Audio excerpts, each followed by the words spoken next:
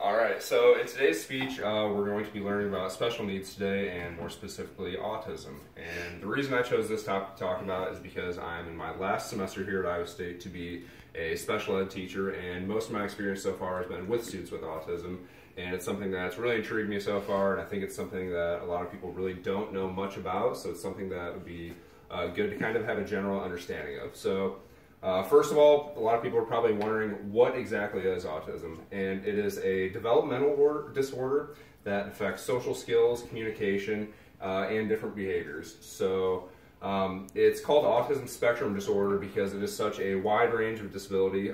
You can have very, very low functioning kids or very high functioning kids. So for example, you could have a lot of people, you could have some people around you that are affected by it and you wouldn't even have a clue. It affects 1 out of 68 kids in the United States, so it's becoming more prevalent, and there's a lot that really isn't known about it so far, but they're still trying to look into what exactly causes it. So one of the things that has been brought up recently is vaccines. Is it caused by vaccines? No, it absolutely is not. The American Association for Pediatrics has done a lot of studies to show there is zero link between that.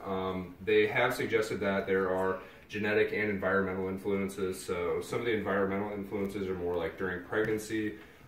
They think there could be correlation between age of the mother, how far births apart, little stuff like that. So there's still a lot to be done to really understand that. So what is it like to actually have autism? It's really hard to obviously understand, but a lot of the issues that they deal with have to deal with hypersensitivity of from stimulus around them. So they could have hyperacute hearing, they could have very sensitive sight. So some of the students in schools, I know one of the tools that I've used a lot are earmuffs and sunglasses, just to help kind of block out some of that stimulus. So it's just an overstimulation, and it causes issues with processing, which can be very challenging.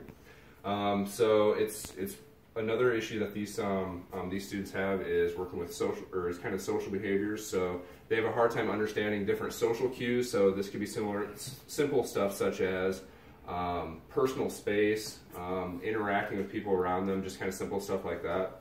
So it's something that, like I said, it's extremely broad. Every student that I've worked with has been completely different, so it's a total case-by-case issue, but it generally has to be around, has to do with communication and kind of social skills. So kind of the last point I'll talk about would be if you were so inclined to try to become involved. So the first one is something that I would see more if you were a teacher or something, you were really trying to get involved, would be with advocacy. So if you were in the, for me being in the school system, if there's legislation being passed that I really believe in, it'd be advocating for that at different government functions, stuff like that. But the main thing that I think everyone can look at is being an everyday advocate, and that is simply being kind to those around you, being accepting, simple as that. You don't have to go do anything special, it is just simply being a kind of person. So yeah, thank you for listening to my speech.